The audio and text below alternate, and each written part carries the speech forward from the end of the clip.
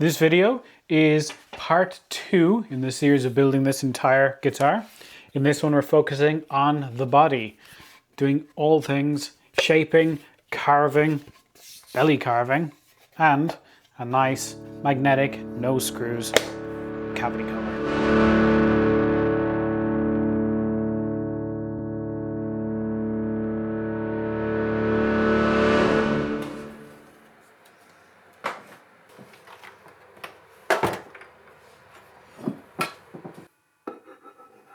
A little bit of wax helps the plane slide beautifully over the wood.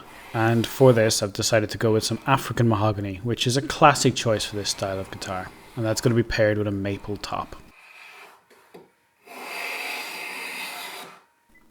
This body blank was prepped on a jointer, but a hand plane just gives it that extra good join and should come out absolutely invisible.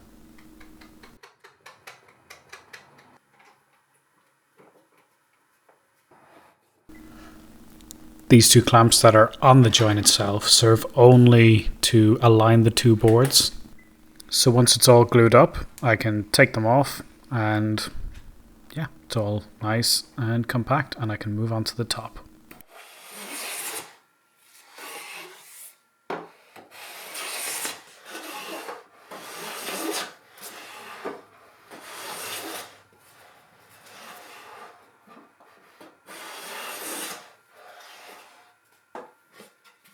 So just checking that the join is absolutely perfect. I can see it, and now I'll move it and you'll hear it.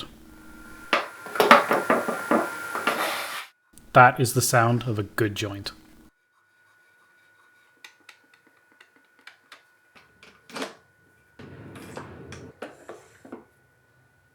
And now with the top and the body all glued up with the magic of TV, we're going to skip ahead and start, well, cutting out the body shape and getting that ready.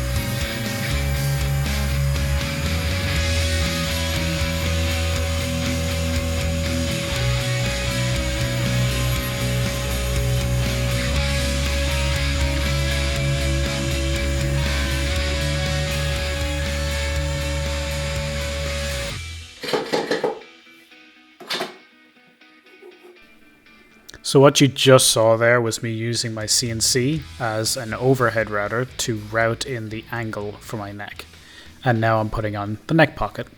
I've done another video on exactly this method to get any size neck pocket absolutely perfectly every single time. I'll put a link to that up in the top.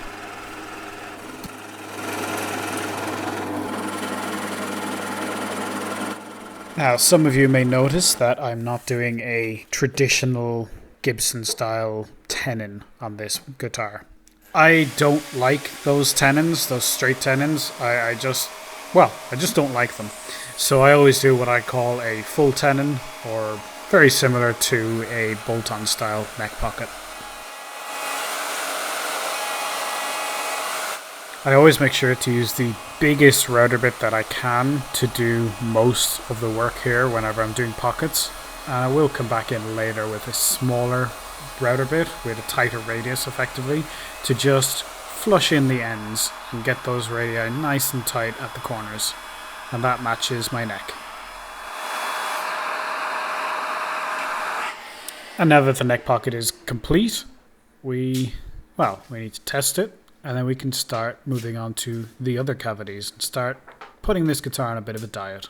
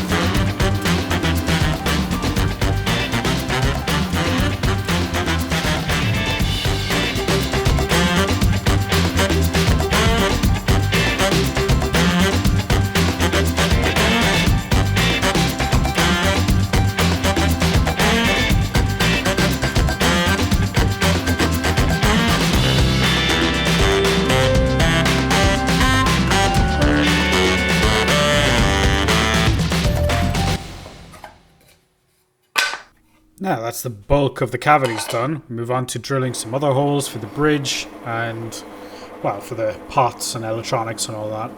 I decided on this one to go for a fairly standard tune-o-matic style bridge. This one from Schaller.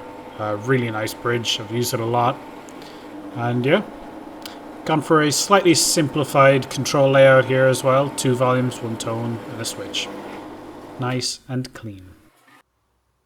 And now comes probably the most fun part, carving the top.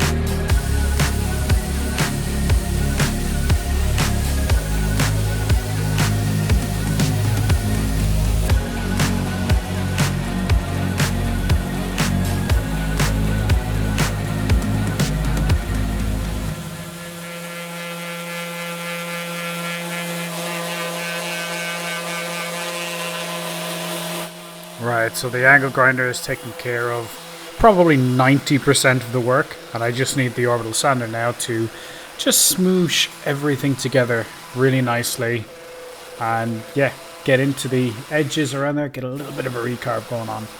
I've done another video on how to do this all in depth, if that's something you're interested in.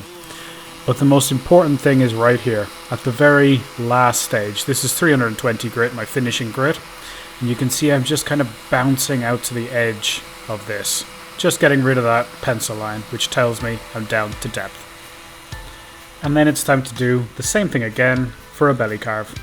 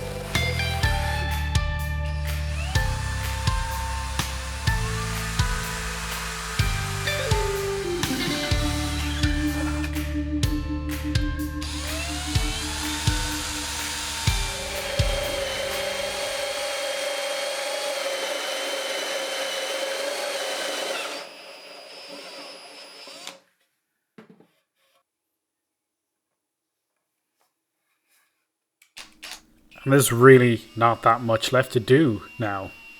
This video, I feel, has really made building a body look quite short and quite quick, and I promise it's not. Just drilling these last couple of holes, making sure I can get wires to wherever they need to go. And then it's on to some painful hand sanding end grain.